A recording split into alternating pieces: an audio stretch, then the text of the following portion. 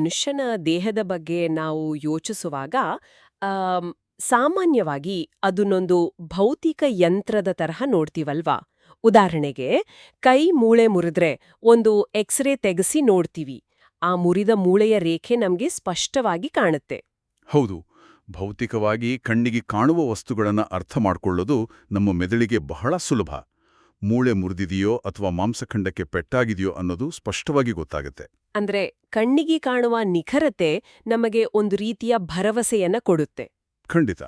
ನಮ್ಮ ಇಂದಿನ ವಿಜ್ಞಾನ ಮತ್ತು ವೈದ್ಯಕೀಯ ಲೋಕ ಸಂಪೂರ್ಣವಾಗಿ ನಿಂತಿರೋದೇ ಈ ಕಣ್ಣಿಗೆ ಕಾಣುವ ಭೌತಿಕ ಆಧಾರದ ಮೇಲೆ.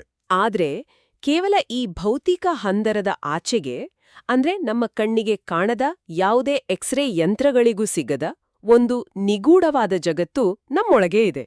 ನಿಜ. ಇದು ಸಂಪೂರ್ಣವಾಗಿ ಒಂದು ಅನ್ವೇಷಿಸದ ಆಧ್ಯಾತ್ಮಿಕ ಜಗತ್ತು ಅಂತಾನೆ ಹೇಳ್ಬೋದು.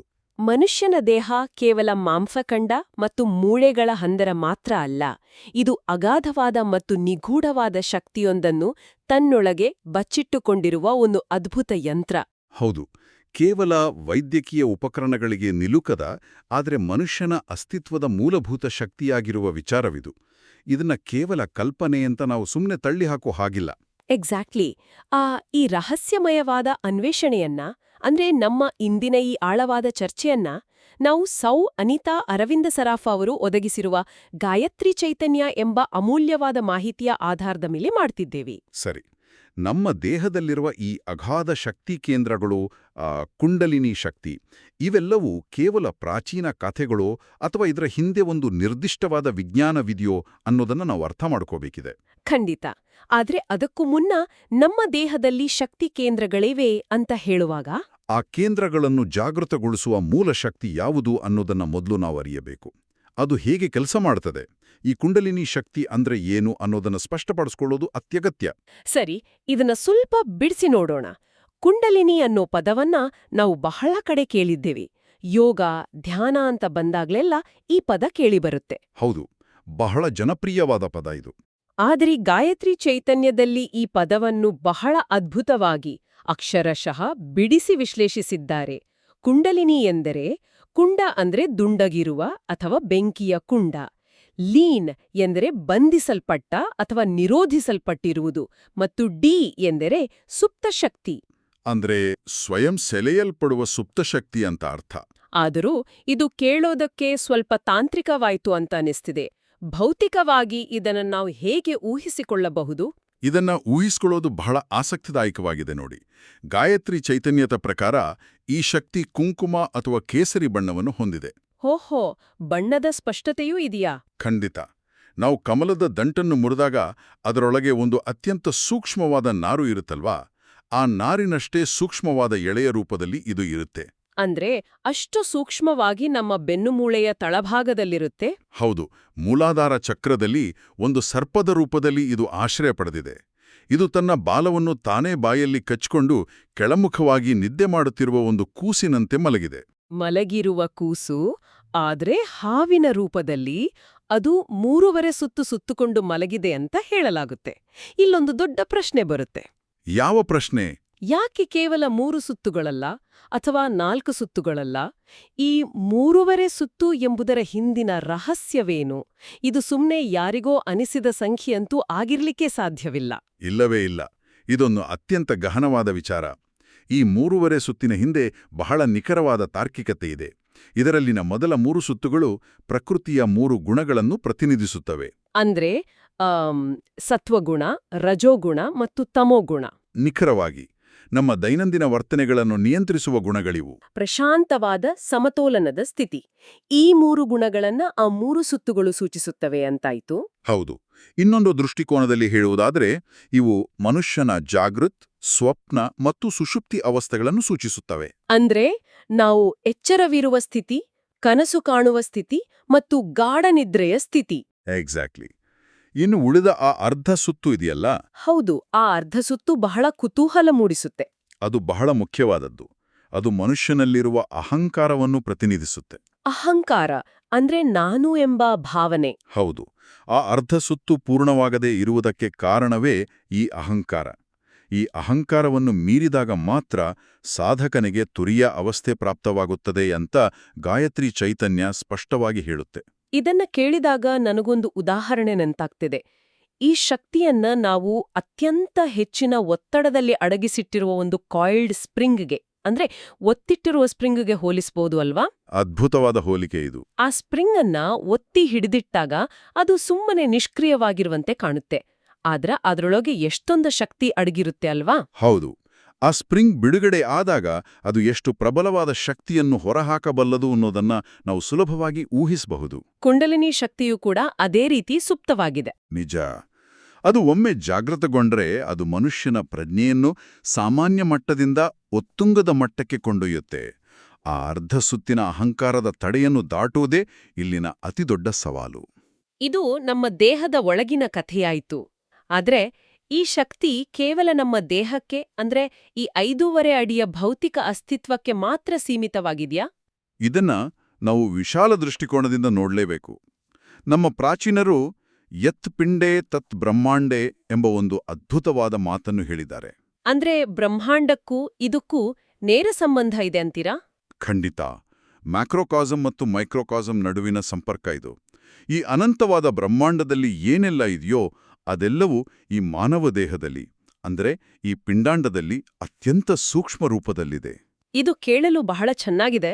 ಆದ್ರೆ ಆ ಬ್ರಹ್ಮಾಂಡದ ಸೃಷ್ಟಿಗೂ ನಮ್ಮ ಬೆನ್ನುಮೂಳೆಯ ತಳದಲ್ಲಿರುವ ಈ ಶಕ್ತಿಗೂ ನೇರವಾದ ಕೊಂಡಿ ಎಲ್ಲಿದೆ? ಗಾಯತ್ರಿ ಚೈತನ್ಯದಲ್ಲಿ ಇದರ ಉಗಮದ ಬಗ್ಗೆ ಏನ್ ಹೇಳಿದ್ದಾರೆ? ಸೃಷ್ಟಿಯ ಆದಿಯಲ್ಲಿ ಅನಂತವಾದ ಪ್ರಜ್ಞಾಸಾಗರದಿಂದ ಉದ್ಗೀತ ಎಂಬ ಒಂದು ಮಹಾಕಂಪನ ಉಂಟಾಯಿತು ಅಂತ ಗಾಯತ್ರಿ ಚೈತನ್ಯ ಸ್ಪಷ್ಟಪಡಿಸುತ್ತೆ. ಮಹಾಕಂಪನ? ಹೌದು. ಆ ಕಂಪನಿಯಿಂದ ಶಬ್ದ ಬ್ರಹ್ಮ ಉಗಮವಾಯಿತು. ಒಂದು ನಿಮಿಷ. ಶಬ್ದ ಬ್ರಹ್ಮ ಅಂದ್ರೆ ಇಡೀ ವಿಶ್ವದ ಸೃಷ್ಟಿ ಒಂದು ಶಬ್ದದಿಂದ ಅಥವಾ ಕಂಪನದಿಂದ ಆಯ್ತು ಅಂತನಾ? ಆಧುನಿಕ ವಿಜ್ಞಾನ ಹೇಳುವ ಆ ಬಿಗ್ ಬ್ಯಾಂಗ್ ತರಹದ ಒಂದು ಬೃಹತ್ ಶಬ್ದದ ಕಂಪನವಾಯ್ದು? ನಿಖರವಾಗಿ ಅದೇ. ಸೃಷ್ಟಿ ಪ್ರಾರಂಭವಾದದ್ದೇ ಒಂದು ಬೃಹತ್ ಕಂಪನದಿಂದ. ಆ ಓಂಕಾರದ ನಾದ, ಆ ಮಹಾಕಂಪನವೇ ಶಬ್ದಬ್ರಹ್ಮ. ಓಹೋ! ಆಶ್ಚರ್ಯದ ಸಂಗತಿಯೆಂದರೆ ಇಡೀ ಬ್ರಹ್ಮಾಂಡವನ್ನು ಸೃಷ್ಟಿಸಿದ ನಂತರ ಉಳಿದ ಶೇಷ ಶಕ್ತಿ ಇದೆಯಲ್ಲ, ಅಂದ್ರೆ ಬ್ಯಾಲೆನ್ಸ್ ಉಳಿದುಕೊಂಡ ಶಕ್ತಿ. ಹೌದು, ಅದೇ ಮಹಾಕುಂಡಲಿನಿ. ಆ ವಿಶ್ವರೂಪದ ಶಬ್ದಬ್ರಹ್ಮವೇ ಮಾನವ ದೇಹದಲ್ಲಿ ಕುಂಡಲಿನಿ ಶಕ್ತಿಯ ರೂಪದಲ್ಲಿ ನಮ್ಮ ಮೂಲಾಧಾರದಲ್ಲಿ ನೆಲೆಸಿದೆ. ಬ್ರಹ್ಮಾಂಡದ ಶಕ್ತಿಯ ಒಂದು ಸಣ್ಣ ಘಟಕ ನಮ್ಮೊಳಗಿದೆ. ಇದು ನಿಜಕ್ಕೂ ರೋಮಾಂಚನಕಾರಿಯಾಗಿದೆ. ನಾವು ಪೌರಾಣಿಕ ಕಥೆಗಳಲ್ಲಿ ಆದಿಶೇಷನ ಬಗ್ಗೆ ಕೇಳಿದ್ವಿ. ಆದಿಶೇಷ ಇಡೀ ಭೂಮಿಯನ್ನು ತನ್ನ ಹೆಡೆಯ ಮೇಲೆ ಹೊತ್ತು ನಿಂತಿದ್ದಾನೆ ಅಂತ ಕಥೆಗಳು ಹೇಳುತ್ತವೆ. ಹೌದು, ಪುರಾಣಗಳಲ್ಲಿ ಆ ಉಲ್ಲೇಖವಿದೆ. ಆದ್ರೆ ಇದೇ ಪರಿಕಲ್ಪನೆಯನ್ನು ಗಾಯತ್ರಿ ಚೈತನ್ಯ ನಮ್ಮ ದೇಹಕ್ಕೆ ಅನ್ವಯಿಸುತ್ತೆ. ಮನುಷ್ಯನ ದೇಹವನ್ನು ಆಧಾರವಾಗಿ ಹೊತ್ತು ನಿಂತಿರುವ ನಮ್ಮೊಳಗಿನ ಆದಿಶೇಷನೇ ಈ ಕುಂಡಲಿನಿ ಶಕ್ತಿ. ನಿಜ.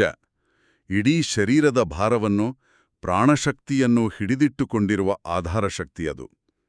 ಇದು ಜೀವಿ ಮತ್ತು ಬ್ರಹ್ಮಾಂಡದ ನಡುವಿನ ಅವಿನಾಭಾವ ಸಂಬಂಧ. ಆ ಬ್ರಹ್ಮಾಂಡದ ಮಹಾಶಕ್ತಿಯೇ ನಮ್ಮೊಳಗಿನ ಮೂಲಸ್ರೋತವಾಗಿ ಕಾರ್ಯನಿರ್ವಹಿಸ್ತಿದೆ. ಸರಿ, ವಿಶ್ವದ ನಕ್ಷೆ ಮತ್ತು ನಮ್ಮೊಳಗಿನ ಮೂಲ ಶಕ್ತಿಯ ಉಗಮದ ಬಗ್ಗೆ ನಮ್ಗೀಗ ಅರ್ಥವಾಯಿತು. ಇಲ್ಲಿ ವಿಷಯ ನಿಜಕ್ಕೂ ಅತ್ಯಂತ ಕುತೂಹಲಕಾರಿಯಾಗ್ತದೆ. ಯಾಕೆಂದ್ರೆ ಒಂದು ಪ್ರಾಯೋಗಿಕವಾದ ಪ್ರಶ್ನೆ ಕಾಡುತ್ತೆ. ಕೇಳಿ. ಈ ಶಕ್ತಿ ನಮ್ಮ ದೇಹದಲ್ಲಿ ಸುಮ್ಮನೆ ಕುಳಿತಿದೆಯೋ ಅಥವಾ ಸಂಚರಿಸುತ್ತದೆಯೋ? ಸಂಚರಿಸುವುದಾದ್ರೆ ನಾವು ಶಕ್ತಿಯ ಹೆದ್ದಾರಿಗಳು ಅಂತ ಕರೆಯುವ ಈ ಚಕ್ರಗಳು ಮತ್ತು ನಾಡಿಗಳು ನಿಜಕ್ಕೂ ಇವೆಯಾ? ಇದು ಸಹಜವಾದ ಕುತೂಹಲ. ನಾಳೆ ಸರ್ಜರಿ ಮಾಡುವ ವೈದ್ಯರೊಬ್ಬರು ನಮ್ಮ ದೇಹವನ್ನು ಶಸ್ತ್ರಚಿಕಿತ್ಸೆಗೆ ಒಳಪಡಿಸಿದ್ರೆ ಅವರಿಗೆ ಈ ಚಕ್ರಗಳು, ಈ ನಾಡಿಗಳು ಭೌತಿಕವಾಗಿ ಕಣ್ಣಿಗೆ ಕಾಣುತ್ತವೆಯೇ? ಭೌತಿಕವಾಗಿ ಈ ಹೆದ್ದಾರಿಗಳ ಅಸ್ತಿತ್ವ ಇದೆಯಾ?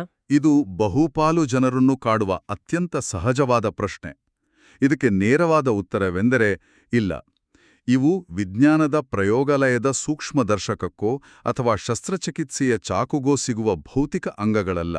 ಅಂದ್ರೆ ನಮ್ಮ ನರಮಂಡಲ, ರಕ್ತನಾಳಗಳ ಹಾಗೆ ಇವು ಕಣ್ಣಿಗೆ ಕಾಣೋದಿಲ್ಲ. ಖಂಡಿತ ಕಾಣೋದಿಲ್ಲ. ಗಾಯತ್ರಿ ಚೈತನ್ಯದಲ್ಲಿ ವಿವರಿಸಿರುವಂತೆ ಇವು ಸೂಕ್ಷ್ಮ ದೈವೀ ಚೈತನ್ಯಗಳಿಂದ ನಿರ್ಮಾಣಗೊಂಡ ಆಧ್ಯಾತ್ಮಿಕ ನರಮಂಡಲಗಳು. ಅಂದ್ರೆ ಇವು ಎನರ್ಜಿ ಬಾಡಿ ಅಥವಾ ಸೂಕ್ಷ್ಮ ಶರೀರಕ್ಕೆ ಸಂಬಂಧಿಸಿದವು. ಹಾಗಾದ್ರೆ ಇವು ಕೇವಲ ಕಲ್ಪನೆಯೇ? ಕಣ್ಣಿಗೆ ಕಾಣದಿದ್ದ ಮಾತ್ರಕ್ಕೆ ಇವು ಇಲ್ಲ ಅಂತಾನಾ? ಖಂಡಿತ ಇಲ್ಲ. ಇವುಗಳನ್ನ ಕಲ್ಪನೆ ಎನ್ನುವಂಟಿಲ್ಲ. ಆಧುನಿಕ ವಿಜ್ಞಾನ ಕೂಡ ಈ ನಿಟ್ಟಿನಲ್ಲಿ ಸಾಕಷ್ಟು ಮುಂದುವರೆದಿದೆ. ಕಿರ್ಲಿಯನ್ ಛಾಯಾಚಿತ್ರಗಳ ತಂತ್ರಜ್ಞಾನದ ಬಗ್ಗೆ ನೀವು ಕೇಳಿರ್ಬೋದು. ಹೌದು, ಆರ ಅಥವಾ ಪ್ರಭಾವಲಯಗಳನ್ನು ಸೆರೆಹಿಡಿಯುವ ಫೋಟೋಗ್ರಾಫಿ ಅಲ್ವಾ? ಎಕ್ಸಾಕ್ಟ್ಲಿ. ಈ ತಂತ್ರಜ್ಞಾನದಲ್ಲಿ ಮನುಷ್ಯನ ದೇಹದ ಸುತ್ತಿರುವ ಪ್ರಭಾವಲಯಗಳು ಚಿತ್ರದಲ್ಲಿ ಸರಿಯಾಗ್ತವೆ. ಮನುಷ್ಯನ ಭಾವನೆಗಳು, ಆರೋಗ್ಯ ಮತ್ತು ಶಕ್ತಿಯ ಮಟ್ಟಕ್ಕೆ ತಕ್ಕಂತೆ ಈ ಆರ ಬಣ್ಣಗಳು ಬದಲಾಗುವುದನ್ನು ವಿಜ್ಞಾನಿಗಳು ಗಮನಿಸಿದ್ದಾರೆ. ಅಂದ್ರೆ ನಮ್ಮ ಒಳಗಿನ ಶಕ್ತಿ ಬದಲಾದಂತೆ ಹೊರಗಿನ ಆರ ಕೂಡ ಬದಲಾಗುತ್ತೆ. ಹೌದು, ಈ ಶಕ್ತಿ ಕೇಂದ್ರಗಳೇ ಆ ಪ್ರಭಾವಲಯಗಳನ್ನು ಸೃಷ್ಟಿಸುತ್ತವೆ ಎಂಬುದು ಸಾಬೀತಾಗ್ತಿದೆ. ಅಂದ್ರೆ ಭೌತಿಕ ದೇಹದ ಒಳಗೆ ಇರುವ ಮತ್ತೊಂದು ಸೂಕ್ಷ್ಮ ಶರೀರದ ವ್ಯವಸ್ಥೆ ಇದು. ಹಾಗಾದ್ರೆ ಈ ಸೂಕ್ಷ್ಮ ಶರೀರದಲ್ಲಿ ಈ ಪ್ರಾಣಶಕ್ತಿ ಸಂಚರಿಸಲು ಎಷ್ಟು ಮಾರ್ಗಗಳಿವೆ? ರಕ್ತನಾಳಗಳ ಹಾಗೆ ಇವಕ್ಕೂ ಯಾವುದಾದ್ರೂ ಜಾಲವಿದೆಯಾ? ಹೌದು, ಅತ್ಯಂತ ಬೃಹತ್ತಾದ ಜಾಲವಿದೆ. ಮಾನವ ಶರೀರದಲ್ಲಿ ಪ್ರಾಣಶಕ್ತಿ ಹರಿಯುವ ಬರೋಬ್ಬರಿ 72,000 ನಾಡಿಗಳಿವೆ ಅಂತ ಹೇಳಲಾಗಿದೆ. 72,000? ಇದು ಬಹಳ ದೊಡ್ಡ ಸಂಖ್ಯೆ. ಇಷ್ಟೊಂದು ನಾಡಿಗಳು ನಮ್ಮ ದೇಹದಲ್ಲಿ ಹೇಗೆ ಕೆಲಸ ಮಾಡ್ತವೆ? ಇವು ಶಕ್ತಿಯ ಕವಲುಗಳು, ಇಡೀ ಶರೀರವನ್ನು ವ್ಯಾಪಿಸಿರುವ ಪ್ರಾಣಶಕ್ತಿಯ ವಾಹಕಗಳು ಇವು. ಆದರೆ ಈ 72,000 ನಾಡಿಗಳಲ್ಲಿ 3 ನಾಡಿಗಳು ಅತ್ಯಂತ ಪ್ರಮುಖವಾದವು. ಅವೇ ಇಡ, ಪಿಂಗಳ ಮತ್ತು ಸುಷುಮ್ನ. ಇಡ, ಪಿಂಗಳ ಮತ್ತು ಸುಷುಮ್ನ ಇವು ಹೇಗೆ ಚಲಿಸ್ತವೆ? ಇಡ ಮತ್ತು ಪಿಂಗಳ ನಾಡಿಗಳು ನಮ್ಮ ಬೆನ್ನುಹುರಿಯ ಅಕ್ಕಪಕ್ಕದಲ್ಲಿ ಹಾವಿನಂತೆ ವಕ್ರವಾಗಿ ಅಂದ್ರೆ ಬಳುಕುಕೊಂಡು ಮೇಲಕ್ಕೆ ಚಲಿಸ್ತವೆ. ಆದರೆ ಸುಷುಮ್ನ ನಾಡಿ ಮಾತ್ರ ಬೆನ್ನುಹುರಿಯ ಮಧ್ಯದಲ್ಲಿ ನೇರವಾಗಿ ಮೇಲಕ್ಕೆ ಚಲಿಸ್ತದೆ. ಓಹೋ, ನೇರವಾದ ಮಾರ್ಗ. ಹೌದು, ಮೂಲಾಧಾರದಿಂದ ಹೊರಡುವ ಈ ನಾಡಿಗಳು ಹುಪ್ಪುಗಳ ಮಧ್ಯದಲ್ಲಿರುವ ಆಜ್ಞಾಚಕ್ರದಲ್ಲಿ ಬಂದು ಒಂದಾಗ್ತವೆ. ಇದೊಂದು ಬೃಹತ್ ಹೆದ್ದಾರಿಯ ವ್ಯವಸ್ಥೆಯಂತಿದೆ. 72,000 ರಸ್ತೆಗಳು, ಅದರಲ್ಲಿ 3 ಪ್ರಮುಖ ಹೆದ್ದಾರಿಗಳು. ಹಾಗಾದ್ರೆ ಈ ರಸ್ತೆಗಳ ಮಧ್ಯೆ ಬರುವ ಚಕ್ರಗಳ ಕೆಲಸವೇನು? ಇವು ಈ ಹೆದ್ದಾರಿಯ ಟೋಲ್ಗೇಟ್ಗಳ ತರಹ ಕೆಲಸ ಮಾಡ್ತವಾ? ಬಹುತೇಕ ಹಾಗೆ ಅನ್ನಬಹುದು. ಚಕ್ರ ಎಂಬ ಪದವನ್ನು ಬಿಡಿಸಿದರೆ ಚ ಎಂದರೆ ಚಲನೆ, ಕ್ರ ಎಂದರೆ ಅದನ್ನು ಸಕ್ರಿಯಗೊಳಿಸುವಂಥದ್ದು. ಅಂದ್ರೆ ಚಲನೆಯನ್ನು ಸಕ್ರಿಯಗೊಳಿಸುವ ಕೇಂದ್ರಗಳು. ಹೌದು, ಶರೀರದಲ್ಲಿ ಪ್ರಾಣಶಕ್ತಿಯನ್ನು ಚಲಿಸುವಂತೆ ಮಾಡುವ, ನಿಯಂತ್ರಿಸುವ ವ್ಯವಸ್ಥೆಗಳೇ ಚಕ್ರಗಳು. ಇವು ಬ್ರಹ್ಮನಾಡಿಯ ಮಾರ್ಗದಲ್ಲಿರುವ ಶಕ್ತಿ ಸಂಗ್ರಹದ ಕೇಂದ್ರಗಳಾಗಿ ಕಾರ್ಯನಿರ್ವಹಿಸುತ್ತವೆ. ಶಕ್ತಿ ಪ್ರವಾಹದ ಸುಳಿಗಳು ಎಂದು ಕೂಡ ನಾವು ಹೇಳಬಹುದು. ನಿಜಕ್ಕೂ ಅದ್ಭುತ. ಇಲ್ಲಿರುವ ಅತ್ಯಂತ ಆಕರ್ಷಕವಾದ ಅಂಶವೆಂದರೆ ನಮ್ಮ ದೇಹದಲ್ಲಿರುವ ಈ 7 ಚಕ್ರಗಳು ಕೇವಲ ದೇಹದ ಭಾಗಗಳಲ್ಲ. ಇವು ಬ್ರಹ್ಮಾಂಡದ ಸಪ್ತಲೋಕಗಳಿಗೆ ದ್ವಾರಪಾಲಕರಂತೆ ಕೆಲಸ ಮಾಡುತ್ತವೆ. ದ್ವಾರಪಾಲಕರು ಅಂದ್ರೆ ಈ ಚಕ್ರಗಳನ್ನು ದಾಟಿದರೆ ಬೇರೊಂದು ಲೋಕದ ಅನುಭವ ಸಿಗುತ್ತದಾ? ಹೌದು, ಸಾಧಕನು ತನ್ನ ಧ್ಯಾನ ಮತ್ತು ಸಾಧನೆಯ ಮೂಲಕ ಒಂದೊಂದು ಚಕ್ರವನ್ನು ಜಾಗೃತಗೊಳಿಸಿದಾಗಲೂ ಆಯಾ ಲೋಕದ ಜ್ಞಾನ, ಅರಿವು ಮತ್ತು ಶಕ್ತಿ ಆತನಿಗೆ ಪ್ರಾಪ್ತವಾಗುತ್ತದೆ. ಅಂದರೆ ಅವನ ಪ್ರಜ್ಞೆ ವಿಸ್ತಾರವಾಗುತ್ತಾ ಹೋಗುತ್ತದೆ. ಇದು ಕೇವಲ ಶಕ್ತಿಯ ಪ್ರವಾಹವಲ್ಲ, ಮನುಷ್ಯನ ಪ್ರಜ್ಞೆಯ ವಿಸ್ತರಣೆ. ಇದು ಕೇಳಲು ಬಹಳ ಅದ್ಭುತವಾಗಿದೆ. ಆದರೆ ಆ ಅಮೂರ್ತವಾದ ಈ ನಾಡಿಗಳು ಮತ್ತು ಚಕ್ರಗಳ ಪರಿಕಲ್ಪನೆಯನ್ನು ನಮ್ಮ ಭೌತಿಕ ದೇಹನ ನಿರ್ದಿಷ್ಟ ಭಾಗಗಳಿಗೆ ಅನ್ವಯಿಸಿ ನೋಡುವುದು ಬಹುಮುಖ್ಯ ಅಲ್ವಾ? ಇದು ಒಂದು ಪ್ರಮುಖ ಪ್ರಶ್ನೆಯನ್ನು ಹುಟ್ಟುಹಾಕುತ್ತದೆ. ನಮ್ಮ ಶರೀರದ ಯಾವ ಭಾಗ ಯಾವ ಪಂಚಭೂತಗಳಿಂದ ಮತ್ತು ಯಾವ ಪ್ರಾಣಶಕ್ತಿಯಿಂದ ನಿಯಂತ್ರಿಸಲ್ಪಡುತ್ತಿದೆ ಅನ್ನೋದನ್ನ ನಾವು ಅರ್ಥ ಮಾಡಿಕೊಳ್ಳಬೇಕು. ಹೌದು, ಏಕೆಂದರೆ ಇದು ನಮ್ಮ ಶರೀರದ ಭೌಗೋಳಿಕ ನಕ್ಷೆ ಇದ್ದಂತೆ. ಗಾಯತ್ರಿ ಚೈತನ್ಯದಲ್ಲಿ ಈ ಪಂಚಚಕ್ರಗಳನ್ನು ಪಂಚಭೂತಗಳಿಗೆ ಬಹಳ ನಿಖರವಾಗಿ ಮ್ಯಾಪ್ ಮಾಡಿದ್ದಾರೆ. ಖಂಡಿತ. ಈ ಪಂಚಚಕ್ರಗಳು ಮತ್ತು ದೈಹಿಕ ವಲಯಗಳ ನಕ್ಷೆಯನ್ನು ನಾವು ಅರ್ಥ ಮಾಡಿಕೊಂಡ್ರೆ ನಮ್ಮ ದೇಹದ ಕಾರ್ಯವಿಧಾನದ ಬಗ್ಗೆ ಒಂದು ಹೊಸ ದೃಷ್ಟಿಕೋನವೇ ಸಿಗುತ್ತದೆ. ಹಾಗಾದ್ರೆ ಇದನ್ನ ಬಿಡಿಸಿ ನೋಡೋಣ. ಗಾಯತ್ರಿ ಚೈತನ್ಯದಲ್ಲಿ ನೀಡಲಾಗಿರುವ ಈ ಭೌಗೋಳಿಕ ನಕ್ಷೆಯ ಮೊದಲನೆಯ ಭಾಗ ಮೂಲಾಧಾರ ಚಕ್ರ. ಹೌದು, ಮೂಲಾಧಾರ ಚಕ್ರವು ನಮ್ಮ ಪಾದಗಳಿಂದ ಮೊಣಕಾಲುಗಳವರೆಗಿನ ಘನ ಪ್ರದೇಶವನ್ನು ನಿಯಂತ್ರಿಸುತ್ತದೆ. ಇದು ಭೂಮಂಡಲಕ್ಕೆ ಅಂದ್ರೆ ಪೃಥ್ವಿ ತತ್ವಕ್ಕೆ ಸಂಬಂಧಿಸಿದ್ದು. ಪಾದಗಳಿಂದ ಮೊಣಕಾಲು, ಘನ ಪ್ರದೇಶ, ಇದು ಬಹಳ ತಾರ್ಕಿಕವಾಗಿದೆ. ಯಾಕೆಂದ್ರೆ ಪೃಥ್ವಿ ಅಥವಾ ಮಣ್ಣು ಅಂದ್ರೆ ಗಟ್ಟಿಯಾದ, ಆಧಾರ ಕೊಡುವ ವಸ್ತು. ನಮ್ಮ ಇಡೀ ದೇಹದ ಭಾರವನ್ನು ಹೊತ್ತು ನಿಲ್ಲುವುದೇ ಈ ಭಾಗ. ನಿಜ. ಮತ್ತು ಇಲ್ಲಿ ಅಪಾನವಾಯುವಿನ ಪ್ರಭಾವವಿರುತ್ತದೆ. ಅಪಾನವಾಯು ಅಂದ್ರೆ? ಅಪಾನವಾಯುವೆಂದರೆ ಶರೀರದಿಂದ ಬೇಡವಾದ ವಸ್ತುಗಳನ್ನು ಕೆಳಮುಖವಾಗಿ ಹೊರಹಾಕುವ ಶಕ್ತಿ. ಗುರುತ್ವಾಕರ್ಷಣೆಯ ಜೊತೆಗೆ ಕೆಲಸ ಮಾಡುವ ಶಕ್ತಿ ಇದು. ಅರ್ಥವಾಯ್ತು. ಇನ್ನು ಎರಡನೆಯದು ಸ್ವಾದಿಷ್ಠಾನ ಚಕ್ರ. ಇದು ಮೊಣಕಾಲುಗಳಿಂದ ನಾಭಿವರೆಗಿನ ಪ್ರದೇಶ. ಇದನ್ನ ದ್ರವ ಪ್ರದೇಶ ಅಂತ ಕರೆದಿದ್ದಾರೆ ಅಲ್ವಾ? ಹೌದು, ಇದು ಜನಮಂಡಲವನ್ನು ಪ್ರತಿನಿಧಿಸುತ್ತದೆ. ನಮ್ಮ ದೇಹದ ಬಹುಪಾಲು ದ್ರವವಸ್ತುಗಳ ನಿರ್ವಹಣೆ, ಮೂತ್ರಕೋಶ, ಸಂತಾನೋತ್ಪತ್ತಿ ಅಂಗಗಳು ಬರುವುದು ಇದೇ ಭಾಗದಲ್ಲಿ. ನೀರಿನ ಗುಣವೇ ಹರಿಯುವುದು. ಇಲ್ಲಿ ಯಾವ ವಾಯು ಕೆಲಸ ಮಾಡುತ್ತೆ? ಇಲ್ಲಿ ವ್ಯಾನವಾಯು ಕೆಲಸ ಮಾಡುತ್ತದೆ. ವ್ಯಾನವಾಯು ಇಡೀ ಶರೀರದಲ್ಲಿ ರಕ್ತ ಮತ್ತು ಇತರ ದ್ರವಗಳನ್ನು, ಪೋಷಕಾಂಶಗಳನ್ನು ಪ್ರಸರಿಸುವ ಪ್ರಮುಖ ಕೆಲಸವನ್ನು ಮಾಡುತ್ತದೆ. ಸರಿ. ಮೂರನೆಯದು ಮಣಿಪೂರಕ ಚಕ್ರ. ಗಾಯತ್ರಿ ಚೈತನ್ಯದ ನಕ್ಷೆಯ ಪ್ರಕಾರ ಇದು ನಾಭಿಯಿಂದ ಕಂಠದವರೆಗಿನ ಶಾಖ ಪ್ರದೇಶ. ಇದು ಅಗ್ನಿಮಂಡಲಕ್ಕೆ ಸೇರಿದ್ದು. ಹೌದು. ಇದು ಕೂಡ ಅರ್ಥಪೂರ್ಣವಾಗಿದೆ. ಯಾಕೆಂದ್ರೆ ನಮ್ಮ ಜೀರ್ಣಕ್ರಿಯೆ, ಆಹಾರವನ್ನು ಕರಗಿಸುವ ಜಠರಾಗ್ನಿ ಎಲ್ಲ ಇರೋದು ಇಲ್ಲೇ. ನಿಖರವಾಗಿ. ಅಗ್ನಿತತ್ವದ ಮುಖ್ಯ ಕೆಲಸವೇ ಪರಿವರ್ತನೆ. ನಾವು ತಿಂದ ಆಹಾರವನ್ನು ಶಕ್ತಿಯಾಗಿ ಪರಿವರ್ತಿಸುವ ಈ ಶಾಖ ಪ್ರದೇಶದಲ್ಲಿ ಸಮಾನವಾಯುವಿನ ನಿಯಂತ್ರಣವಿರುತ್ತದೆ. ಸಮಾನವಾಯುವಿನ ಕೆಲಸವೇನು? ಸಮಾನವಾಯುವು ದೇಹದ ಉಷ್ಣಾಂಶವನ್ನು ಕಾಪಾಡುತ್ತದೆ ಮತ್ತು ಜೀರ್ಣಕ್ರಿಯೆಗೆ ಬೇಕಾದ ಸಮತೋಲನವನ್ನು ತರುತ್ತದೆ. ಇನ್ನು ನಾಲ್ಕನೆಯದು ಅನಾಹತ ಚಕ್ರ. ಇದು ಕಂಠದಿಂದ ಹುಬ್ಬುಗಳವರೆಗಿನ ಅನಿಲ ಪ್ರದೇಶ. ಇದು ವಾತಮಂಡಲಕ್ಕೆ ಅಂದ್ರೆ ವಾಯುತತ್ವಕ್ಕೆ ಸಂಬಂಧಿಸಿದ್ದು. ಹೌದು. ಈ ಭಾಗದಲ್ಲಿಯೇ ನಾವು ಉಸಿರಾಡುವ ಪ್ರಕ್ರಿಯೆ ಪ್ರಮುಖವಾಗಿ ನಡೆಯುವುದು. ಇದು ಪ್ರಾಣವಾಯುವಿನ ಸಂಚಾರವಿರುವ ಜಾಗ. ಜೀವವನ್ನುಳಿಸುವ ಆಮ್ಲಜನಕದ ಪೂರೈಕೆ ಈ ವಾಯುತತ್ವದ ಮೂಲಕವೇ ಆಗುತ್ತೆ. ಖಂಡಿತ. ಕೊನೆಯದಾಗಿ ಐದನೆಯದು ವಿಶುದ್ಧ ಚಕ್ರ. ಇದು ಹುಬ್ಬುಗಳ ಮಧ್ಯದಿಂದ ಬ್ರಹ್ಮರಂಧ್ರದವರೆಗಿನ ಅವಕಾಶ ಅಥವಾ ಪೊಳ್ಳು ಪ್ರದೇಶ. ಇದನ್ನು ಆಕಾಶಮಂಡಲ ಅಂತ ಕರೆಯಲಾಗಿದೆ. ಉದಾನವಾಯುವಿನ ಪ್ರಭಾವವಿರುತ್ತದೆ. ಉದಾನವಾಯು ನಮ್ಮ ಆಲೋಚನೆಗಳನ್ನು ನಿಯಂತ್ರಿಸುತ್ತಾ? ಹೌದು. ಉದಾನವಾಯು ನಮ್ಮ ಆಲೋಚನೆಗಳು, ಪ್ರಜ್ಞೆ ಮತ್ತು ಆಧ್ಯಾತ್ಮಿಕ ಉನ್ನತಿಗೆ ಕಾರಣವಾಗುವ ಊರ್ಧ್ವಮುಖಿ ಶಕ್ತಿ. ನಮ್ಮ ಇಡೀ ದೇಹವನ್ನು ಪಂಚಭೂತಗಳಿಗೆ ಮತ್ತು 5 ಪ್ರಾಣವಾಯುಗಳಿಗೆ ಇಷ್ಟು ನಿಖರವಾಗಿ, ವೈಜ್ಞಾನಿಕವಾಗಿ ವಿಭಾಜಿಸಿರುವುದು ಪ್ರಾಚೀನರ ವೈಜ್ಞಾನಿಕ ಪ್ರಜ್ಞೆಯನ್ನು ತೋರಿಸುತ್ತೆ. ಇದು ನಾವು ಭೂಗೋಳಶಾಸ್ತ್ರದಲ್ಲಿ ಭೂಮಿಯನ್ನು ವಿಂಗಡಿಸುವಷ್ಟೇ ನಿಖರವಾಗಿದೆ. ಈ ಜ್ಞಾನ ಇತ್ತೀಚಿನ ಕಲ್ಪನೆಯಂತೂ ಖಂಡಿತ ಅಲ್ಲ, ಅಲ್ವಾ? ಖಂಡಿತ ಅಲ್ಲ. ಇದರ ಪ್ರಾಚೀನತೆಯನ್ನು ನಾವು ಗಮನಿಸಬೇಕು. ಇದು ಕೇವಲ ಒಂದು ನಿರ್ದಿಷ್ಟ ಕಾಲಘಟ್ಟಕ್ಕೆ ಸೀಮಿತವಾದದ್ದಲ್ಲ. 11ನೇ ಶತಮಾನದಲ್ಲಿ ಗೋರಕ್ಷನಾಥರು ಬರೆದ ಗೋರಕ್ಷಾಷ್ಟಕಂ ಎಂಬ ಗ್ರಂಥದಲ್ಲಿ ಈ ಬಗ್ಗೆ ವಿಸ್ತೃತವಾದ ಉಲ್ಲೇಖವಿದೆ. 11ನೇ ಶತಮಾನದಲ್ಲೇ? ಹೌದು. ಆನಂತರ 12ನೇ ಶತಮಾನದ ಪ್ರಖ್ಯಾತ ಶಿವಶರಣರಾದ ಅಲ್ಲಮಪ್ರಭುಗಳ ವಚನ ಸಾಹಿತ್ಯದಲ್ಲಿ ಷಟ್ಚಕ್ರಗಳ ಬಗ್ಗೆ ಬಹಳ ಆಳವಾದ ವಿವರಣೆ ಸಿಗುತ್ತದೆ. ತದನಂತರ 16ನೇ ಶತಮಾನದಲ್ಲಿ ಪೂರ್ಣಾನಂದರು ರಚಿಸಿದ ಷಟ್ಚಕ್ರ ನಿರೂಪಣ ಗ್ರಂಥಗಳಲ್ಲೂ ಈ ಜ್ಞಾನವನ್ನು ಉಲ್ಲೇಖಿಸಲಾಗಿದೆ. ಅಂದ್ರೆ ಬೇರೆ ಬೇರೆ ಶತಮಾನಗಳಲ್ಲಿ ಬೇರೆ ಬೇರೆ ದಾರ್ಶನಿಕರು ಒಂದೇ ರೀತಿಯ ಜ್ಞಾನವನ್ನು ಅದೇ ನಿಖರತೆಯೊಂದಿಗೆ ಹೇಳಿದ್ದಾರೆ ಎಂದ್ರೆ ಇದೊಂದು ಸ್ಥಾಪಿತವಾದ ಅನುಭವಜನ್ಯವಾದ ವಿಜ್ಞಾನ. ಹೌದು. ಮನುಷ್ಯ ಎಲ್ಲಿಯವರೆಗೆ ಕೇವಲ ಭೌತಿಕ ಸುಖಗಳ ಬೆನ್ನತ್ತಿ ಹೋಗುತ್ತಾನೋ ಅಲ್ಲಿಯವರೆಗೆ ಈ ಶಕ್ತಿ ಸುಪ್ತವಾಗಿಯೇ ಇರುತ್ತದೆ. ಆದರೆ ಒಮ್ಮೆ ಈ ಜ್ಞಾನದ ಅರಿವಾದರೆ ನಮ್ಮ ದೇಹ ಒಂದು ಯಂತ್ರವಲ್ಲ, ಅದೊಂದು ಬ್ರಹ್ಮಾಂಡದ ಪ್ರತಿರೂಪ ಅನ್ನೋದು ಅರ್ಥವಾಗುತ್ತೆ. ಈ ಸುದೀರ್ಘವಾದ ಮತ್ತು ಆಳವಾದ ಸಂಭಾಷಣೆಯ ನಂತರ ಒಂದು ವಿಚಾರ ಅಂತೂ ಅತ್ಯಂತ ಸ್ಪಷ್ಟವಾಗಿದೆ. ಕುಂಡಲಿನಿ ಶಕ್ತಿ ಮತ್ತು ಚಕ್ರಗಳ ವ್ಯವಸ್ಥೆ ಎಂಬುದು ಕೇವಲ ಯೋಗಿಗಳ ಕಲ್ಪನೆಯಲ್ಲ.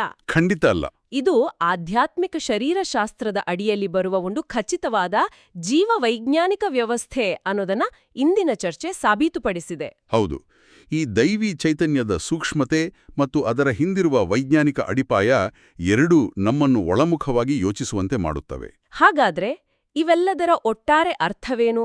ಸೌ ಅನಿತಾ ಅರವಿಂದ್ ಸರಾಫಾ ಅವರು ಒದಗಿಸಿರುವ ಗಾಯತ್ರಿ ಚೈತನ್ಯದ ಈ ಆಳವಾದ ಅರಿವಿನ ಆಧಾರದ ಮೇಲೆ ನೋಡಿದ್ರೆ ಕೇಳುಗರಿಗೆ ಒಂದು ಕುತೂಹಲಕಾರಿ ವಿಚಾರ ಹೊಳೆಯಬಹುದು. ಅದ್ಯಾವುದು?